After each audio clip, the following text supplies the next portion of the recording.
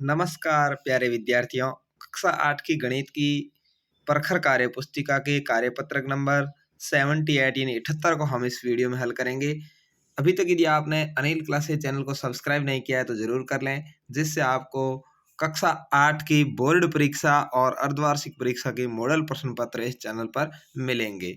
तो चलिए शुरू करते हैं। पूर्णांकों के योग, व्यकलन, गुणा एवं भाग की समझ बना पाना। तो पूर्णांक का मतलब आप समझते ही हैं कि जो संख्याएं पूरी हो, भले ही वो माइनस में हो भले ही प्लस में हो, जैसे -5 है या प्लस के 2 है, 0 है, ये सभी पूर्णांक कहलाते हैं। तो इनकी जोड़, बाकी गुणा और भाग के बारे में इसमें समझेंगे। पहला है, देखिए, रिक्त स्थानों की पूर्ति कीजिए। -438 में किसका भाग दें कि 1 आ जाए? तो -438 में -438 का भाग देंगे तब 1 आएगा। जैसे ये देखिए, -438 बटे माइनस के 438, ठीक है ना। तो क्या होगा, इस तरह से माइनस कट जाएगा और 438 में 438 का एक बार भाग जाएगा। तो यहाँ पर यदि इसने प्लस में 1 लिख रखा है तो नीचे दोनों तरफ माइनस होना जरूरी है। जैसे दूसरे के अंदर देखिए, खाली जगह थी, भाग 5 बराबर -3 उत्तर दिया, या यदि सिंपल 3 उत्तर देता, धनात्मक 3 देता, तो यहाँ पर अपन 15 ही लिखते, क्योंकि 5 का भाग 15 में 3 बार जाता है। लेकिन यहाँ -3 दिया, इसका मतलब -15 है, -15 में 5 का भाग देंगे तो -3 उत्तर आ जाएगा। या -12 गुणा -6, तो माइनस और माइनस क्या हो गया, प्लस हो गया, और 12 गुणा 6, 12 छगे 72 हो गया, तो यहाँ पर प्लस का 72 आ जाएगा। 0 के अंदर a का भाग देंगे तो यहाँ 0 ही आएगा। ठीक है। अगला है, निम्नलिखित में से प्रत्येक का मान ज्ञात करना है। -107 में 107 का भाग दिया तो उत्तर आएगा -1। ठीक है। इधर देखिए, -36 के अंदर -9 का भाग दिया तो माइनस माइनस क्या हो गया, प्लस हो गया, और 4 उत्तर आ गया, क्योंकि 9 का भाग 36 में 4 बार जाता है। यहाँ देखेंगे, इसको हल करेंगे तो -3 और प्लस के 2, तो यहाँ रह गया -1, और इधर -2 और प्लस का 1, तो यहाँ भी रह गया -1। माइनस के 1 में -1 भाग देंगे तो क्या आ जाएगा, 1 आ जाएगा। अगला है, 4 गुणा -3 गुणा -5, ये हो गया माइनस माइनस प्लस, 4 3 12 और 12 पंजे 60, यानी यहाँ पर धनात्मक के 60 आपके आ जाएंगे। तीसरा है, दिए गए कथन सत्य है या असत्य बताने हैं। पूर्णांकों के योग के लिए क्रम विनिमयता का नियम संतुष्ट होता है। बिल्कुल ही बात सत्य है। कैसे? क्रम विनिमयता क्या है आप समझते होंगे। जैसे लिख दिया 5 + 2 = 7, और यदि 2 को पहले ले आए, 5 को बाद में ले जाए तो भी कितना होगा, बराबर आता है 7। तो इस तरह से ये क्रम विनिमयता का नियम है। तो ये बात क्या हो जाएगी, सत्य है कि पूर्णांकों के योग में क्रम विनिमयता का नियम संतुष्ट करता है, तो ये सत्य हो जाएगा। किसी पूर्ण संख्या में शून्य को जोड़ने पर वही पूर्ण संख्या प्राप्त होती है, ये बात भी सत्य है।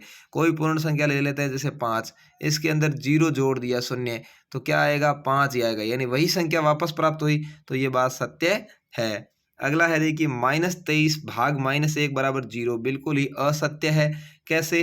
-23 के अंदर -1 का भाग देंगे तो कितना होगा, माइनस माइनस तो प्लस हो जाएगा, उत्तर प्राप्त होगा वो अपने को 23 प्राप्त होगा, न कि 0। तो यहाँ पर असत्य हो गई ये बात। अगला है, पूर्ण संख्याओं के लिए 0 गुणात्मक तत्समक है। असत्य है, क्योंकि ये 0 क्या है, योज्य तत्समक है। गुणात्मक तत्समक हमेशा 1 होता है। ठीक है ना। गुणात्मक तत्समक का मतलब है वही संख्या वापस प्राप्त हो, तो इसलिए उसको 1 होगा। योग्य तत्समक 0 इसलिए है कि यदि पूर्ण संख्या के अंदर 0 को जोड़ते हैं तो वही संख्या वापस प्राप्त होती है। ठीक है ना। तो इसको योज्य तत्समक कहते हैं, गुणात्मक तत्समक, दोनों आप अच्छे से समझ लेना है। ठीक है। तो इसमें 2 सत्य और 2 असत्य हो गए।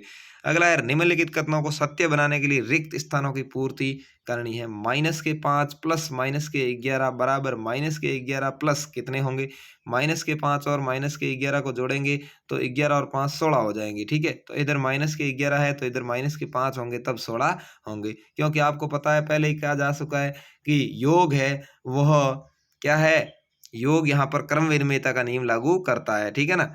तो माइनस के 57 में क्या जोड़ें कि माइनस का 57 आ जाए, तो 0, क्योंकि यहाँ पर 0 इसका योज्य तत्समक है। 23 के अंदर क्या जोड़ें कि 0 आ जाए, तो 23 प्लस माइनस के 23, यानी प्लस और माइनस माइनस हो जाएगा, और 23 में से 23 जाएंगे तो 0 रहेंगे। यहाँ पर अगले सवाल को हल किया, देखा 13 प्लस माइनस के 12, तो 13 प्लस माइनस के 12 कितना बच गया, 1, और प्लस माइनस के 7, तो यहाँ पर प्लस माइनस माइनस हो जाएगा माइनस के साथ, यानी यहाँ पर उत्तर क्या आ रहा है, माइनस के 6 आ रहा है इसका। तो ऐसे ही इसका देखेंगे 13 प्लस माइनस के 12 प्लस माइनस के 7, या माइनस के 12 और माइनस के 7 है तो कितने हो गए, माइनस के 19 हो गए, और इधर प्लस के 13 है तो यहाँ पर ये इधर भी माइनस के 6 बच गए। ठीक है, तो दोनों तरफ -6 -6 तब बचेंगे जब यहाँ माइनस का 7 आएगा। ठीक है, अगला है देखिए माइनस के 4 प्लस 15 प्लस -3, और इधर है -4 प्लस 15 तो इधर भी माइनस का 3 आएगा। अगला है ऐसे पूर्णांक युग्म लिखिए जिनका योग -6 है। योग -6 करना है तो यहाँ पर आपको पता है दोनों संख्याएं माइनस की ले लेते हैं, -2 और माइनस के 4 को जोड़ेंगे तो माइनस के 6 होंगे। अगला है अंतर माइनस के 15 है, तो यहाँ आप 5 और 10 ले सकते हैं, अन्य संख्याएं भी ले सकते हैं।